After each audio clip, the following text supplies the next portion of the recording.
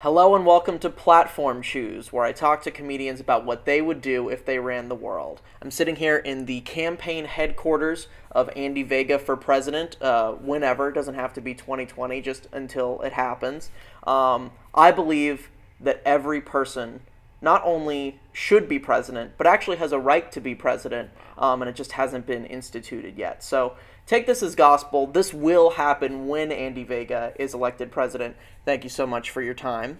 Thank you for having me, Chandler. This is a great place. I feel like I can get out here, spread my message, and get people on board. Yeah, we have like a nice sort of lovely corporate atmosphere here. It feels like people are like skateboarding around. Everyone in my office feels chill and cool. They get their own little pods where they can cozy up, get comfortable. Tell me the reason why it's necessary for pods to go all the way up, far above where any reasonable person's head would be. Right. Well, as a person looking to gain power, I don't want to see the people who work for me. So I want people to be in their pods and be in a position where I don't have to make eye contact with them or look at them as a person, that sort of thing. Everyone is using these Apple laptops to conduct their work here in the office. Any particular reason why Apple is a particularly good company? I think Apple's doing it the right way. They're destroying their competitors. They're hurting people abroad, and they got a big fruit on their cover, and I love that.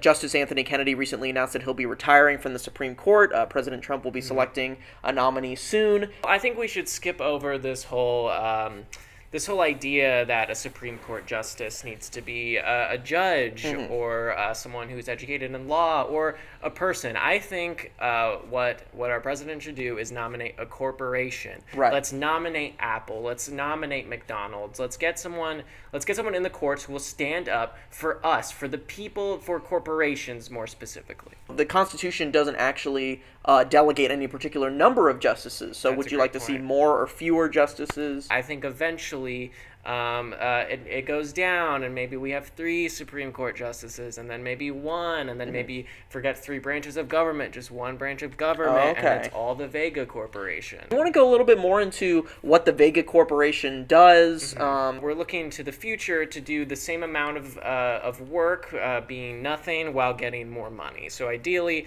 we'll be sitting in very fancy chairs like this one, but more gold and shiny, and maybe spits wine at you. And also money. So after conducting some research, I found that the Vega Corporation is technically a 501c3. It is registered with the federal government, but I can't help but notice that you are currently the only employee of the Vega Corporation, and that there are other members of your family are listed as unpaid interns of the corporation. Yes. I would be the president, and some people would call me Dad, some people would call me Poppy, some people would call me Mr. Vega, and everyone else is unpaid intern. There are no names anymore, there are no last names, no first names. I think we're losing a lot of respect in our country, and I think one way that we could bring that back is to bring back terms of endearment, whether or not they apply. Call your teacher Dad, call your mom Mrs. English teacher. Really go out there and try to connect with people in a way that is calling them something they're not. So if we could just lay it out, we know that mom is one level of respect. Yes. You're saying we should actually take a step up and treat moms like we do our English teachers. Yes. That would place them sort of above them on the platform. I'm wondering, how does the spectrum kind of go? I presume it's what? Dad, and then above that mom, and then above that Mrs. English teacher. It would go doctor, and then it would go therapy, and then it would go motorcyclist. Oh, okay. And then it would go X Games, BMX guy. Okay, yeah. And then Tony Hawk himself. And then Tony Hawk is on top, and then we actually get 2 levels of Tony Hawk. So what? Which Tony Hawks are we talking about? So it sort of depends how he's feeling that day. Right. Right? So that's what's great about the people in power. They get to decide how powerful their name is. Right. So if we're looking at the dichotomy of Tony Hawk, the dichotomy, thank you, so to speak, we have sort of the Tony Hawk who's like the athlete, just purely basing off of like the money that he makes from the X Games and stuff. Yes. But then we have like endorsement Tony Hawk, franchise, theme park rides, pro skater video games. Do you support the sort of push that has happened lately for Tony Hawk Pro Skater 4 to be the only video game people are allowed to play? Absolutely. I think there should be less less choices in terms of video games. Nothing should be made. If you make something, you should go to prison. Whoa! Would you say we've already crossed the point where everything that needs to exist already exists? Yes. Or, okay, so no more I'm creation. very comfortable with what we have. We don't need much more. I would like to have all the things everyone else has, but I don't think we need to create any more new things. Elon Musk has been an innovator I for... love Elon Musk. Great. Thank you for bringing him up. Great. I'll move on to my second question. Amazing. Then. So Elon Musk is a spacefarer, an innovator, someone who's producing new sort types of weaponry. Do you think that he would hang out with us?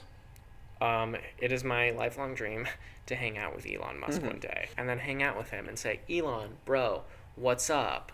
Let's hop in the test and go for a ride. Hop in the test. Hop in the test. Like, we got acronyms. I'm like, Elon, you smelling musky? And he'll be like, people say that to me all the time. Please stop. And I'll be like, okay, bro, my apologies. Yeah.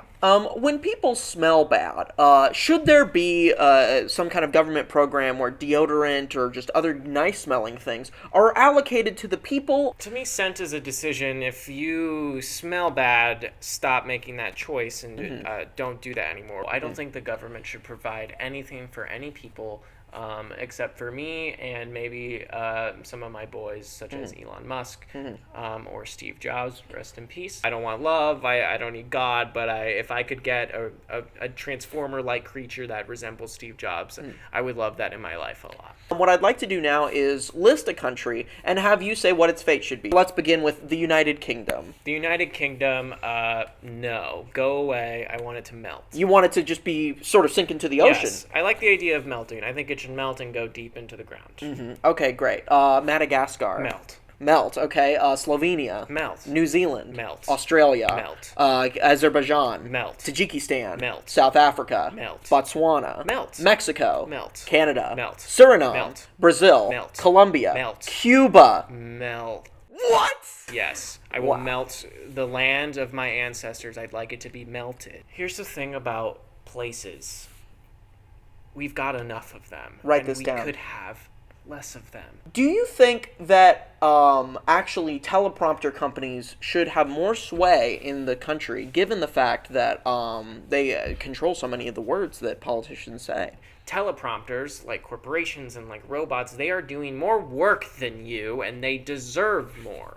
Virtually every other country should be melted and Yes. should be brought back to the bottom of the ocean and so on and so forth. So then you'd be left with the United States, the 48 contiguous states, but then you'd also have Alaska and Hawaii floating in the abyss. And so I'm wondering, that's not the makeup of the country you want. How would you rearrange it? It's just like, come back, get closer, get some floaties on, come over here, Alaska, Hawaii. Right. What do you want from your next president, Chandler? I kind of miss those fireside chats, not because the president made me feel comfortable when they were giving a fireside chat, but because the crackling of the fire in the background. Yeah. And so I'd like to see more of that, where presidents sort of have some kind of ASMR in the background. Really, FDR was the first ASMR artist. Yeah. Some have proposed countering the fireside chats with Velcro chats, where we hear the president putting on and taking off Velcro shoes continuously throughout the speech. Is this something that you'd be interested in implementing? I will announce right now that as your future president, I, Andy Vega, will reinstate Velcro chats as your leader. And every weekend on Saturday in the morning around 11:30 a.m., we will play a recording of me unvelcroing and revelcroing my shoes. And it will not be live. It'll be a recording that I did the night before because I won't wake up that early. But you will be able to listen to it, and you will feel closer to me as a leader. And maybe you will feel like you are close to me as a brand and as a friend. Now it's time for the lightning round. Great. So I'm just going to go through the issues, and I presume you have a solution to each of them. Absolutely. And just let me know, in general, how you propose to solve them. So, for example, healthcare. I will have it. You will fight for it. Immigration. We're going to melt everywhere. So get over here soon, I guess. The housing crisis. Again, you find a house. We're done making new things. No more making houses. There won't be another one, but there's houses right now. You can find some. Jobs. Oh boy. Yeah, the robots are actually already here. They're not even on the way. Taxes.